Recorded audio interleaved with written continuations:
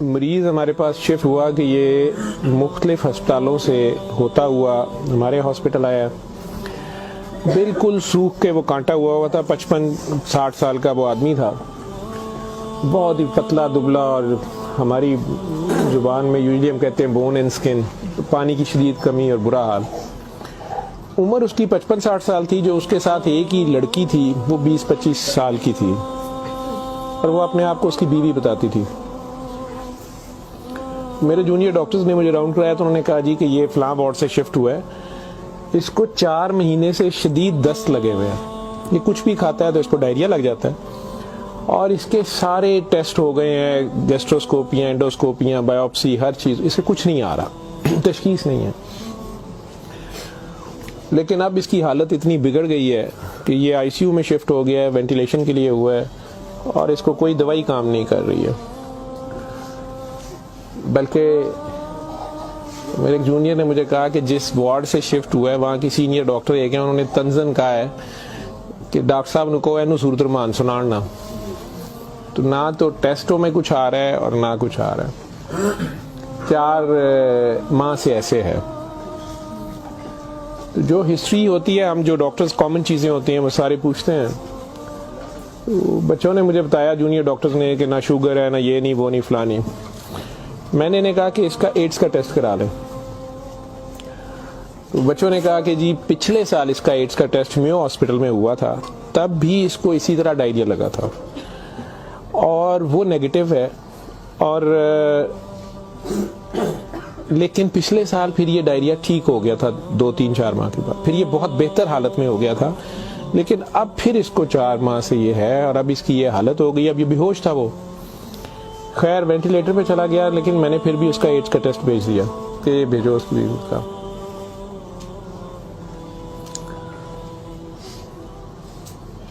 سورہ رحمان ہمارے آئی سی یو میں ویسے ہی لگتی ہے, صبح دوپہر شام, کئی بار مس ہو جائے, دن میں کم از کم ایک بار ضرور لگ جاتی ہے. کوئی نہ کوئی ڈاکٹر نرس ڈیوٹی اپنی سمجھ کے اس پہ لگا دیتے ہیں. وہ بھی لگ رہی تھی, سارے پیشنٹس تھے. جہاں تک جتنی میری یادداشت ساتھ دیتی ہے کہ تیسرا دن تھا تو میری جونیئر ڈاکٹر کا مجھے فون آیا, بڑا پینکی. اس نے کہا کہ سر یہ پیشنٹ جو ہے اس کی حالت تو خراب ہی ہے, ویسے ہی ہے, بہتر نہیں ہو رہا یہ والا پیشنٹ, اس پہ اچانک ایک چینج آئی ہے کہ یہ سورہ رحمان جب بھی لگتی ہے, میں نے نوٹ کیا ہے, لیکن نرسز صبح سے بتا رہے تھے, لیکن میں نے یہ نوٹ کیا اب کہ جب بھی لگتی ہے اس کے ناک منہ سے, ویسے اس کے پائپ ڈالا ہوا تھا پھیپھڑے, ہم سانس اس کو مشین, سانس والی مشین سے جو ہے نا وہ اس کے لیے پائپ ڈالا ہوا تھا, ناک میں بھی ایک نالی تھی معدے کے لیے, بے ہوش تھا. اس نے کہا جی اس کے ناک میں سے سنڈیاں ابلنا شروع ہو جاتی ہیں باہر کو, اور نرسز اس کے اوپر ڈیوٹی کرنے سے تنگ ہو رہے ہیں. تو اب سکر ایک مشین ہوتی ہے جس سے ہم مریض کے اندر سے ایک بلغم نکالتے ہیں جو نیگیٹو پریشر سے سک کرتی ہے. سر اس کو ہم سک کرتے ہیں, لیکن یہ نہیں سمجھ آ رہی کہ یہ کہاں سے آ رہے ہیں. میں نے کہا اس کے معدے سے کھینچ کے دیکھیں, انہوں نے کہا جی ادھر سے نہیں آ رہے. میں کہ ان کی سانس والی نالی سے آ رہے ہیں, اس میں سے بھی نہیں آ رہے. لیکن جب سورہ رحمان بند کرتے ہیں یہ ختم ہو جاتے ہیں, یہ باہر نظر نہیں آتے. یہاں ہماری ہڈیوں میں خالی جگہ ہوتی ہے, انہیں ہم سائنس بولتے ہیں ڈاکٹرز. تو میں نے کہا یار پھر اس کے یہ سائنس سے آ رہے ہیں, اور میڈیکلی ہم اسے میگٹس انہیں کہتے ہیں. ہم شوگر کا مریض بچڑا آخری سٹیج پہ, کئی بار اس کے زخم بہت خراب ہو جائے تو اس میں کیڑے کئی بار پڑ جاتے ہیں اس طرح. لیکن یہ چیز میں نے نہیں سنی تھی, اور نہ ہی اس کی کوئی, نہ وہ شوگر کا مریض تھا نہ کچھ اور تھا. میں نے ڈاکٹر صاحب سے کہا کہ آپ جو ہے نا اس کا یہ تو اب اینٹی بایوٹکس جا رہی ہیں, سارا کچھ جا رہا ہے, ویسے اس کے ایڈز کے ٹیسٹ کا پتہ کریں وہ کب تک آئے گا. تو مجھے لگ رہا ہے کہ اس کی قوت مدافعت کوئی نہیں ہے, اور یہ کیڑے اس طرح پڑ گئے ہیں, لیکن اس کے علاوہ کوئی اور رشتہ دار اس کا ہے ہی نہیں ہے, اور وہ کوئی چیز لا بھی نہیں رہی. دوائیاں بھی ہم نے خود اپنے فنڈ سے شروع کر لی ہیں. اس کا کرنا کیا ہے؟ اور مسئلہ یہ ہے کہ یہ جس وقت سورہ رحمان لگتی ہے تو یہ کیڑے اس کے اب تو آنکھوں سے بھی کچھ نکلے ہیں, تو اس کے ناک اور منہ سے ابلنا شروع ہو جاتے ہیں. لیکن جب ہم بند کرتے ہیں تھوڑی دیر بعد وہ منہ میں کہیں نظر نہیں آتے. تو ہمارا یہ خیال تھا کہ سورہ رحمان بند کر دیتے ہیں. اس کی بیوی نے بھی کہا کہ یہ تم لوگ پھر بند کرو, پتہ نہیں کیا تم لوگ لگاتے ہو. تو وہ جو ہماری نان مسلم سسٹر تھیں, انہوں نے اسے کہا کہ میری بات سنو, مجھے نہیں پتا اسے کیا بیماری ہے, لیکن وہ اسے پریئر کہتی تھی. انہوں نے کہا جب یہ پریئر لگتی ہے نا یہ کیڑے اس کو چھوڑ کے بھاگتے ہیں. ٹھیک ہے, تو میں تو کہتی ہوں اس کو 24 گھنٹے یہی سنائی جاؤ. جب میں نے یہ باتیں سنی تو خیر میں نے کہا کہ اس کی بیوی کو کہو کہ وہ رپورٹ کا یا ہمیں رسید دے دیں, ہم خود اپنے طور پہ پتہ کر لیتے ہیں. تو میرے راؤنڈ کرنے کے بعد وہ بندی خود ہی آ گئی میرے پاس. مجھے نہیں پتا تھا کہ وہی سسٹر نے اس کی بٹھا کے کہیں کاؤنسلنگ کی تھی. اسے انہوں نے کہا کہ اس کو ہمیں شک ہے کہ ایڈز نہ ہو, کہ اس کی قوت مدافعت نہیں ہے, اس طرح کیڑے اس کو پڑ گئے ہیں, کچھ ہو گیا, شاید کمزوری سے ہو گیا, بیماری کی کمی سے ہو گیا. تو یہ اس کا ہم پتہ کرنا چاہ رہے ہیں. ادروائز تو جو دوائیاں ہیں وہ وہی رہنی ہے. کچھ طرح کی اس نے بات کی, کہتی کہ وہ ڈر گئی ہے تھوڑی سی, اور وہ کہتی میں نے بڑے ڈاکٹر صاحب سے کوئی بات کرنی ہے.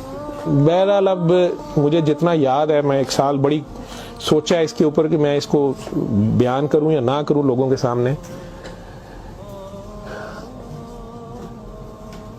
اس عورت نے بڑی خوفناک کہانی مجھے سنائی. جب اسے یہ ڈر پڑا نا کہ اس کو ایڈز نہ ہو اور اس کو نہ ایڈز لگ گئی ہو, اب وہ مجھے کہنے لگی کمرے میں آ کے کہ ڈاکٹر صاحب یہ جو میرا میاں ہے نا یہ اصل میں جادوگر ہے. میں نے کہا آپ نے تو پہلے دن لکھوایا کہ یہ رکشہ چلاتا تھا اور رکشہ ڈرائیور ہے. اس نے کہا جی یہ رکشہ ڈرائیور تو ہے لیکن یہ جادوگر ہے, کالا جادو کرتا ہے, لیکن کرتا قرآن سے تھا. مجھے ہنسی آ گئی, میں نے کہا قرآن سے کالا جادو کیسے ہو سکتا ہے. بہرحال ٹو کٹ اٹ شارٹ, اس عورت کی ہمارے وہ ڈاکٹرز نے مجھے, چونکہ وہ ویڈیو میرے پاس وہ صرف پڑی ہے جس میں وہ کیڑے پلیٹ میں ہماری اسے ڈش کہتے ہیں اس میں وہ نکال کے وہ ڈال رہے تھے, تو مجھے انہوں نے بھیجے کہ اس کا کرنا یہ کیا ہے. پہلی رات جب انہوں نے مجھے میسج کیا رات کو واٹس ایپ پہ, تو وہ ویڈیو میرے پاس پڑی ہوئی ہے. اور نے مجھے بتایا جی کہ میں خود کسی کی بیوی تھی, اس کی ماں مجھے بڑا تنگ کرتی تھی اور میں چاہتی تھی کہ یہ میرے انڈر آ جائے. مجھے کسی عورت نے, دوسری نے بتایا, ہمسائی نے بتایا کہ یہ خامن تمہارا غلام ہو جائے گا, تم اس کے پاس چلی جاؤ. باقی تفصیلات میں نہیں جاتا. جو کچھ اس نے مجھے بتایا, اس نے کہا جی کہ یہ اس کا جادو کا توڑ ہی نہیں تھا اور اس کا کام لازمی اس کا ہوتا تھا, یہ جیسے بھی کرتا تھا.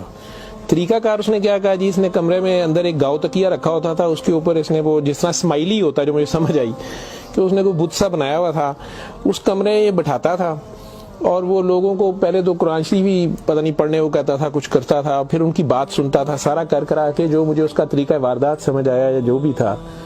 اس نے کہا جی کہ جو غرض مند ہوتا تھا نا وہ دیوانہ, عورتیں بڑی دیوانی ہوتی تھیں, ٹھیک ہے, یا ینگ لڑکے لڑکیاں کہ میری وہاں شادی ہو جائے, وہاں ہو جائے, اولاد ہو جائے, کئی لڑکے آتے تھے. تو جو اس نے سب سے گندی بات مجھے بتائی, بڑی فضول جو اس کی حرکت تھی یا جو بھی, وہ اسلام تو ہو ہی نہیں سکتا.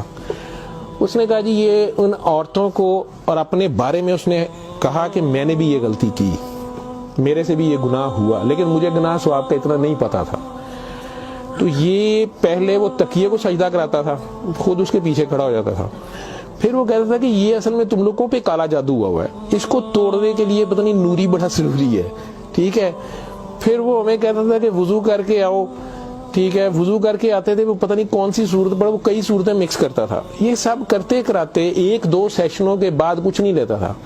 پھر جو زیادہ لوگ اپنے کام کے پیچھے دیوانے ہوتے تھے ان کو بتاتا تھا کہ اس میں بڑے پیسے بھی لگیں گے, یہ جان پہ کھیلنا پڑنا ہے, پتہ نہیں کیا کرنا, اور تمہیں بھی میرے ساتھ کرنا پڑے گا, اس میں بڑا کچھ جو ہے نا رسک ہے, لیکن کام تمہارا ہو جائے گا. وہ جو بھی اس کی کہانیاں تھیں جو اس کو بعد میں کسی اور وجہ سے پتہ چلی, جو مجھے وہ بتا رہی تھی کہ جی یہ عورتوں کے ساتھ بھی اور ینگ لڑکوں کے ساتھ یا مردوں کے ساتھ بھی غلط کام کرتا تھا, پھر انہیں اپنا گند کھانے پہ مجبور کرتا تھا, پھر انہیں پتہ نہیں کون سے کوئی آیت بنائی ہوئی تھی یا کوئی نام تھا پتہ نہیں کیا, کہ عربی کے جی یہ پڑھ کے نا تم نے یہ مکسچر جو ہے نا یہ ہنڈیا پکاتے ہوئے تھوڑا سا بیچ میں گند ڈال دینا ہے اور اپنے خامند کو کھلا دینا ہے, یا اس لڑکی کو کھلا دینا ہے, یا اس کو کھلا دینا ہے. تو میں اپنے خامند کے ساتھ یہ سارا کچھ کیا میں نے. اب مجھے بتائیں کہ جب وہ اس بندے کے ساتھ ہی سو گئی تو اس کے خامند تو وہ رہا ہی نہیں ہے نا, تو نہ وہ مسلمان رہی ہے نہ وہ یہ حرکتیں ساری. اب اس کے بعد بقول ان خاتون کے, اس لڑکی کے, کہ جی وہ خامن جو میرا تھا اس میں تو تبدیلی نہیں آئی, اس نے مجھے فل مارنا شروع کر دیا. اور مجھے اس کی میرے تڑپ اس کی طرف بھاگتی تھی کہ میں اس کے پاس آؤں. تو پھر میں نے اس کے پاس ویسے آنا شروع کر دیا کہ میں نے تمہارے ساتھ شادی کرنی ہے, میں نے ادھر سے طلاق لینی ہے, میں نے یہ کرنا ہے وہ کرنا ہے. تو میں انہیں بتائے بغیر اس کے پاس آ گئی. اس کے ساتھ میں 6 ماہ رہی. اس نے کہا کہ پھر ایسے ہی رہنا پڑے گا, اور اس سارے کام میں شامل ہوئی. تو اس نے ویسے مجھے کہا کہ نکاح ہو گیا ہے ہمارا, قرآن شریف پہ اس نے نکاح کیا. اس نے کہا ہم دونوں کی رضامندی نکاح ہے, وہ پیچھے سے طلاق لے کے نہیں آئی. ٹھیک ہے. اس کے بعد اس کو یہ ڈائریا لگ گیا. ڈائریا لگنے کے بعد یہ کہتی ہے کہ جی میو اسپتال میں جب ہم تھے 4 مہینے ہمیں ہو گئے, اور برا حال تھا اس کا پچھلے سال. تو یہ ایک دن مجھے کہنے لگا کہ میں کہتا ہوں کہ میں اللہ سے توبہ کر لوں, اللہ میری جان بخشی کر دے, تو میں توبہ کروں, اور میں نہ اب رکشہ ہی چلا کے اس میں جتنی روٹی روزی ہوگی تو میرے ساتھ گزارا کر لے گی, اور تو بھی واپس چلی جا اپنے خامن کے پاس. ٹھیک. اور ادھر سے جا کے طلاق لے نہ لے, اور یہ نکاح نہیں ہے, اور جو بھی اس نے کہا کہ جی ہم نے توبہ کر لی بقول اس کے جو اس کی سمجھ تھی. یہ کہتی ہے جی میں واپس گئی, میرے خامن نے پھر مجھے مارا. اس نے کہا میں تمہیں طلاق دے چکا ہوں, تم میری طرف سے فارغ ہو, تم کہاں سے آئی ہو, یہ آئی ہو, اتنی دیر بعد آئی, جو بھی آئی ہو. خیر میں پھر واپس اس کے پاس آئی. یہ کہتی ہے کہ جی وہ میں کوئی 48 گھنٹے بعد شاید 2 دن بعد واپس آئی ہے. دیکھو میو ہسپتال تھی, ڈاکٹر بڑے حیران سن, یہ پیٹ سے ٹھیک ہو گیا سی. انہوں نے کیا دوائی فلانی مافک آ گئی ہے, فلانی مافک آ گئی ہے. تو یہ اپنے پیروں پہ کھڑا ہو گیا. اگلے کوئی 10-12 دنوں میں انہوں نے چھٹی دے دی. پھر یہ مجھے مسجد ایک میں لے کے گیا, وہاں ہم نے نکاح کیا. ٹھیک ہے. نکاح کیا, یہ رکشہ چلانا شروع ہو گیا. تو ڈاکٹر صاحب 6 مہینے انہیں بڑی محنت کی تھی, رکشہ بھی چلایا, میں بھی کرے سکی گلی کھاندے سا چنگا پلا سی. پر ڈاکٹر صاحب دنیا بڑی ظالم ہے, دی شہرت سی دنیا پیچھے پیندی سی, کہنا سی میں کام چھڑ چھڑیا ہے. ڈاکٹر صاحب ہوں پھر ایک بچی آئی تو بڑی سونی سی, وہ بڑی روندی سی, وہ پتہ نہیں کی مسئلہ سی. ڈاکٹر صاحب نے وہ پھر وہی کام شروع کر لیا. انہیں پھر وہی کام شروع کیتا ہے. میں انہوں پہلے کہندی رہی ہوں, لیکن ڈاکٹر صاحب یہ پیسے بڑے آندے سن. وہ دے بعد ہون 4 مہینے تو یہ اس کی یہ حالت ہے, اور اب یہ بے ہوش ہے. اب میں اللہ سے توبہ کرنا چاہتی ہوں, اللہ مجھے معاف کر دے, مجھے تو سمجھ نہیں تھی, تو مجھے معافی لے دیں. اور اس کا اب کیا بنے گا اور کیا نہیں بنے گا. میں نے یہ کافی بیچ میں سے سینسر کر کے آپ لوگوں کو ساری بات سنائی ہے. اور مجھے کہتی ہے جو کیڑے اس کے اندر سے نکلتے ہیں یہ کیوں آ رہے ہیں, یہ کہاں سے آ رہے ہیں. میں کہ بی بی یہ میں نے اسے سائنسز وغیرہ سمجھایا. میں کہ یہ اس کے بہت زیادہ خون کی کمی ہے, اس کے اندر جراثیم پڑ گئے ہیں, جو بھی میں ڈاکٹری تو میں اسے اور کیا میں اسے کہتا.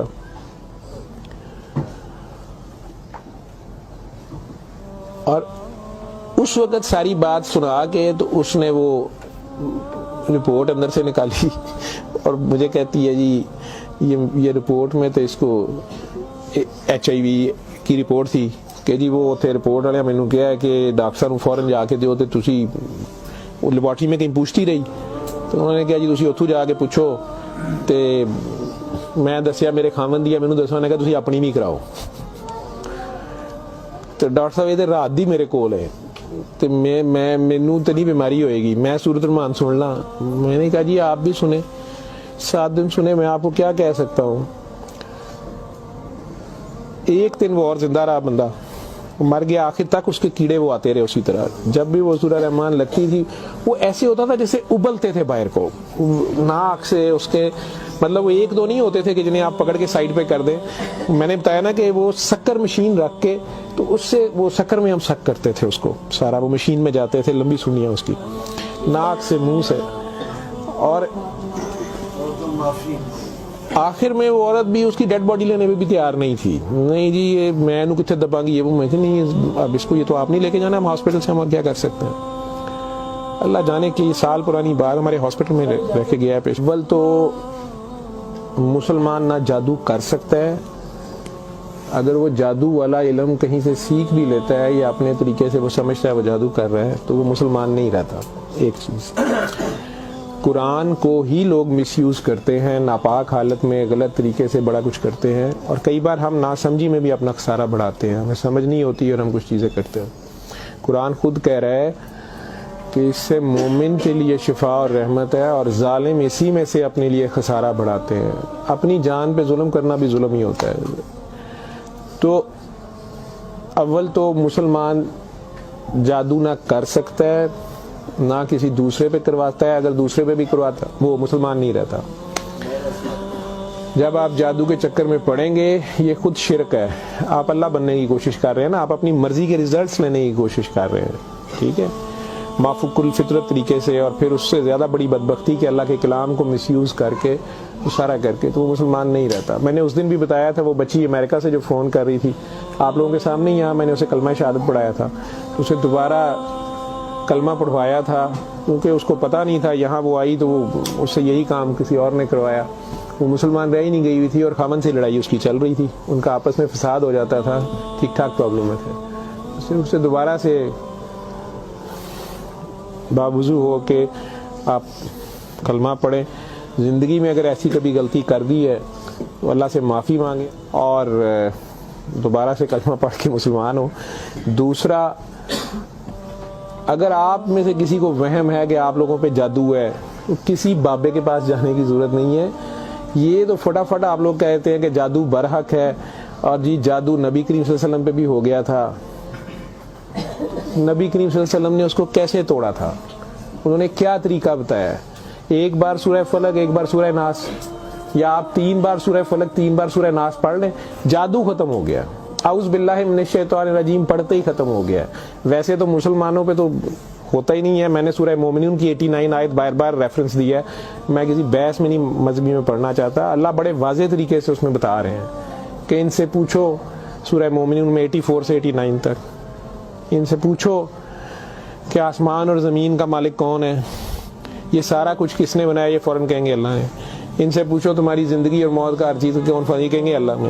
ان سے پوچھو پھر تم کہاں سے جادو کر دیے جاتے ہو، جب ہر چیز کا مالک وہ ہے تو پھر یہ جادو تم لوگوں پہ کہاں سے ہو جاتا ہے؟ یہ ہماری اپنی سوچ میں ہوتا ہے۔